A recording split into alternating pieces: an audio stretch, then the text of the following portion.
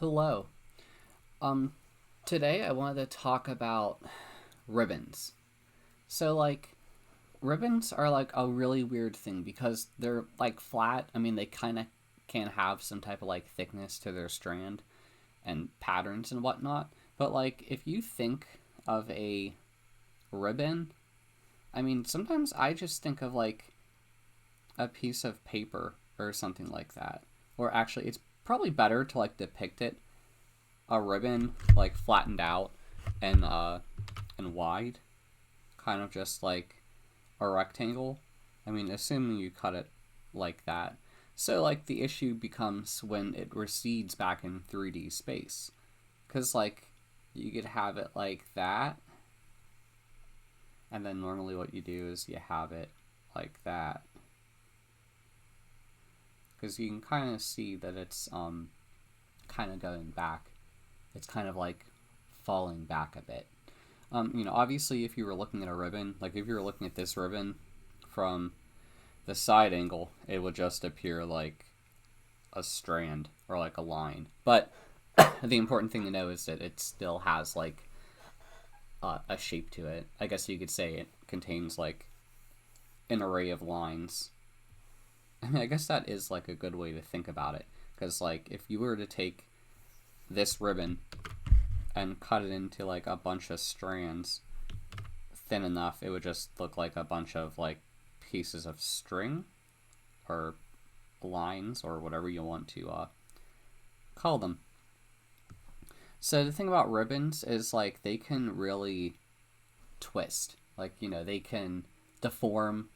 Um, I'd say like there's a lot of cool stuff you could do with ribbons. Because like I learned this method from Drawbox, um, the course. Because like what you do is like you connect it like that, and like if you look at the ribbon here, um, we're kind of seeing through it. Like look at that, the lines overlapped, and there's a part that we normally wouldn't see, but we can see it. I'm gonna erase the part that we normally wouldn't see.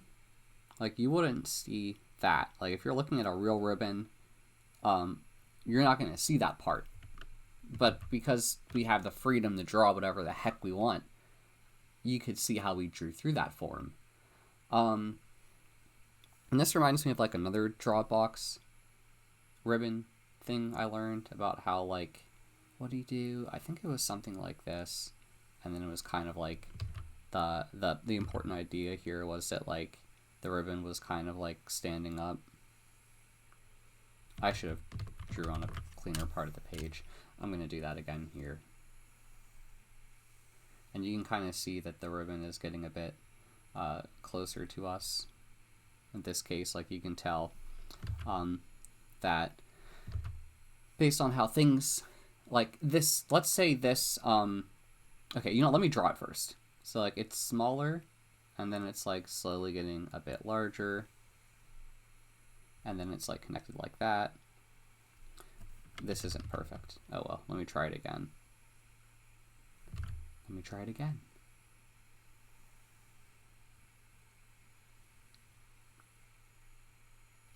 And pro tip, um, always draw, like, I always like to draw so I can see where I'm drawing. Like, if I'm ever trying to connect some type of line or something like that, I do like to see it.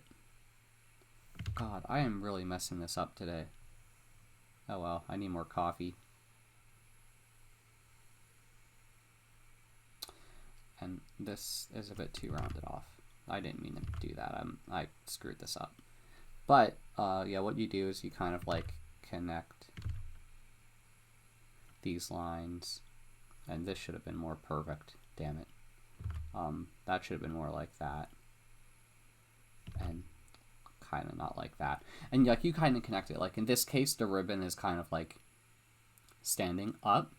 I'm gonna draw like just know this is a ribbon, but like let's say it has some thickness to it. So I'm gonna kind of exaggerate the thickness a bit because like I said, all ribbons have like a really like minuscule amount of thickness. So like if you were to depict it having some type of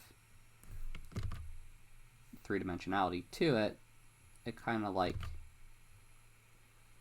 I guess you can kind of think of it like a deforming piece of wood. Like if you think of this whole thing, or like I guess a rectangle, if you think of it as like that, and you kind of like wrap around it, kind of going like that.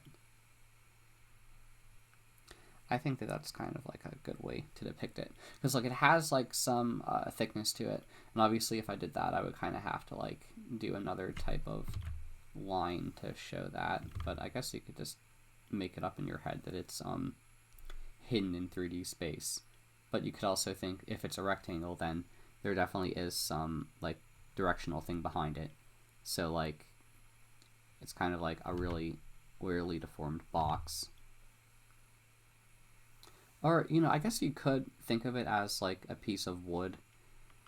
What am I doing wrong here? I guess you could think of it like that, although it's a bit strange. I mean, wood, you can bend wood with steam, if you ever have seen woodworkers do that, if they're trying to like make a chair or some crap like that. I really messed this up, but the important thing to know is that like your ribbon definitely has some type of thickness to it. Let me think of another method I saw. So if you're trying to look for a variety for ribbons, you know, I think the best way to do that is to actually like get some ribbons yourself. Like look at this image here, right? Or this ribbon. By the way, I'm using an application called Thumbtastic. I actually made it. It's free. You can get it on my website. I'll put a link in the description if you're interested. If you're a digital artist, it makes things a lot easier. So speaking of which, we have that thumbnail here, and I'm going to try to mimic that line I see, but more often than not, I actually recommend that you get your own ribbon, or like find images off the internet. Like these are just images I got off Google, like the first page of Google. I didn't really think of it too hard. So if you kind of think of it, you kind of have like that strand. Wait, what am I doing wrong? Kind of have like that strand, and it's kind of just like going through it again and again and again, right? I'm just going to cut it off. I'm not going to draw the full thing to it. But like, it's always about having like two lines that twist, conform, and kind of like wrap in some way to make that.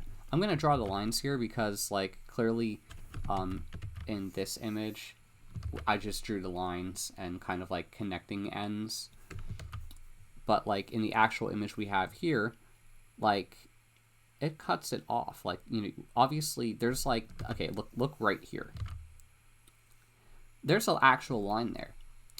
And if I'm gonna erase that real quick, because we can't see, we don't have the ability to see in this other, like we could see stuff in 3D, but you can't see through it, if that makes sense. Because like, I'll put it this way, like I'm gonna look at where I'm erasing, right? There's like a really small line, not a line, but there's a line we drew that like it wouldn't be possible to see this in reality, but we can see it because we're drawing in 3D space. So I'm gonna draw a couple of these other lines. It alternates when you're doing that, and maybe I didn't even follow it 1-to-1. I should have followed it 1-to-1, but oh well. But I think you kind of understand the point, that it all has to do with overlapping, and you could draw what you see as overlapping, or you can choose to erase it to make it look more like reality. You don't have to draw everything you want to match that 3D. Now let me do it again. I'm kind of interested now. And sometimes it can be really difficult to get things to match. Like, you know, it takes a long time to draw what you can see. And then sometimes you fight with like your pen. Like, I probably should have turned off line thickness, but I left it on. Oh well. I guess that's not the important thing. Like, what am I thinking? You also have to think that when you're like observing a reference image, you really have to think of how the lines map to each other. Because it could be a bit confusing, I would think, because you basically have to kind of imagine what it's looking like without being able to see the other line end. Like, I'm actually really struggling here. I don't know why I am. Probably because I need more coffee. Okay, I see. So it kind of like goes like that. Kind of like goes like that, and I went too far. So being able to kind of mimic and draw what you actually see is a big benefit. That should be what I think you do a lot in your practice, just because, like, there's a time to break reality down, but I think initially being able to draw like exactly what you see is a challenge in itself. And also being able to like look at a reference image, like that's been beaten in my head, but I'd always recommend doing that. I'm gonna go to another ribbon that I have here. So these, I'm gonna go to a new area. I'm gonna get rid of that. Oops. So these ribbons are kind of like, well, they're pretty much like this image, but are just like wrapped the other way, and they're kind of wrapped a bit more close or more tightly. So I'm gonna draw it. And like I said, it could be really difficult to get this one-to-one. But I think the important thing is kind of just to like, and I already messed it up. What am I doing wrong? It's so hard to visualize how those wrap. I think if you deal with simpler strands of ribbon, it could be a lot simpler. So what I'm gonna do is, sorry, if you, oops, sorry, didn't mean to do that. I'm gonna like cut it off there. So I'm just gonna focus on the, wow, I really didn't mean to move the canvas.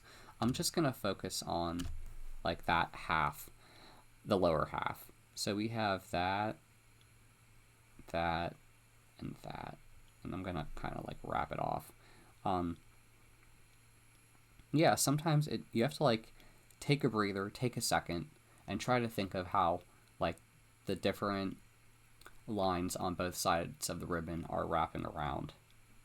Because like what I'm thinking is, it kind of goes like that, and it kind of like stops there, and it kind of does that. And I probably already messed this up because I think it just goes like that, and it kind of doesn't twist as far as I wanted it to, and then it kind of like extends like that, and you kind of have that pinching there, and that, or that, not pinching, but like sudden shearing. I guess it's kind of like that. I drew the whole ribbon. I didn't mean to do that. Sorry about that. But just know that, you know, because we can draw in 3D space, it allows us to do things that you normally can't see.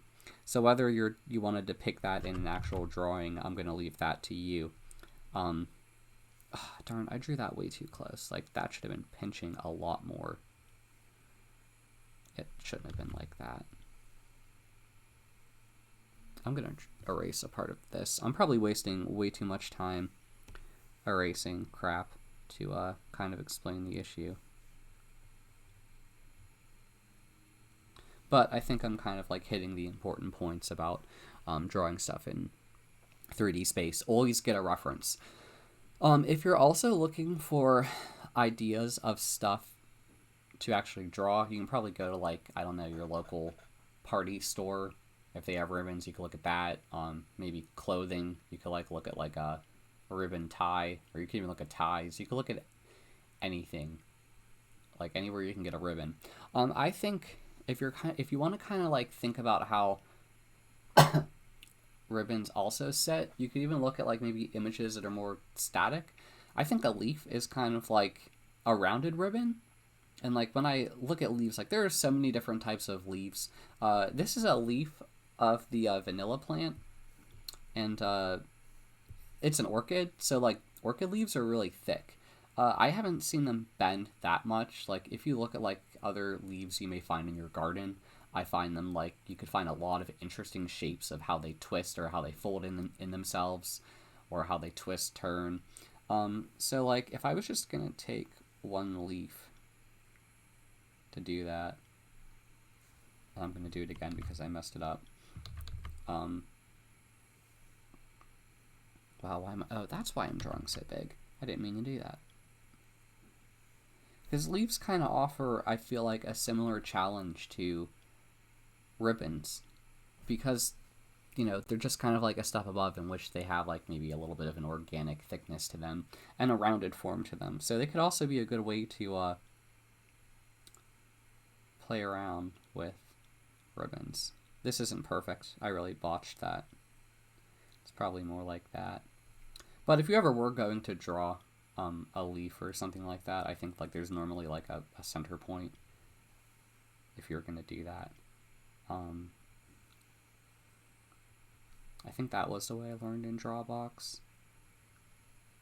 But yeah, if you're always looking for interesting ribbon shapes, either look in Life for one, or if you don't have one in your house, because I have to say I don't think I have one ribbon. I don't even know I would have a ribbon. I wouldn't even know what I would use it for. But you can probably find one on Google. So let me think. I want to leave you with one other thing. You can, if you look at leaves, you could do some interesting things with them. And I'm pretty sure that, like, let's say that was a plant, or like, let's say it was like tied to a stalk, or I don't know. Let's just say it was like a twig on a flower, but I'm not gonna draw a rose or anything like that. This is probably, I'm just making this up on the spot. But yeah, play around with different ribbons. I mean, there's probably more. What else am I thinking? I think there was one in which, like, if you think of, that messes up a lot of what I had. I'm gonna do one here. I'm gonna think. I think, like, you can kind of do one like, no. Let me do it again.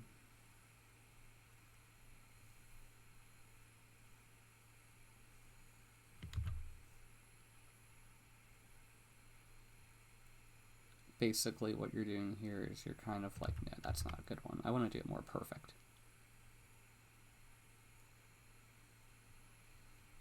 You could kind of think think of like this ribbon is kind of like, I'm gonna do it better.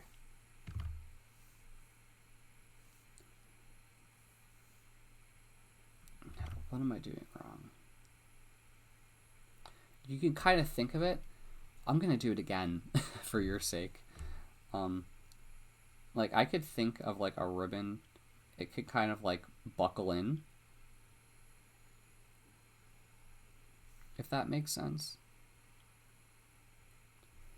Like, this part is kind of going deeper in 3D space, and this part is like closer to us. So like, you're kind of looking at it top down, but like this section is kind of like farther away.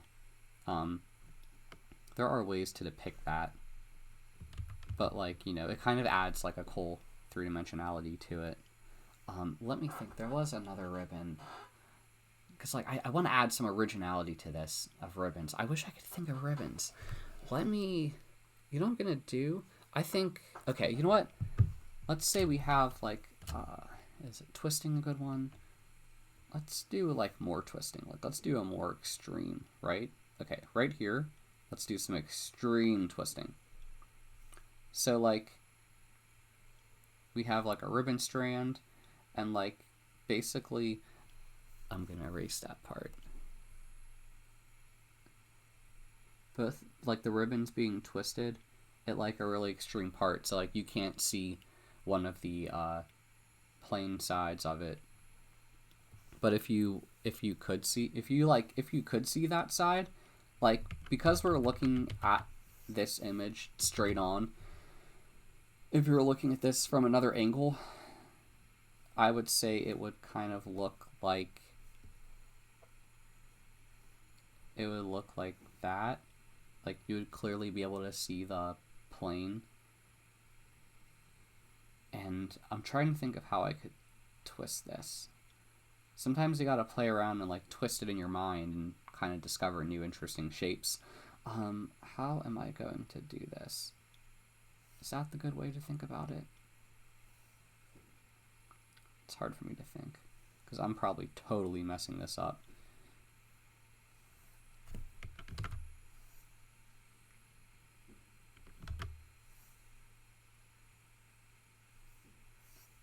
No, I wouldn't get larger. I think,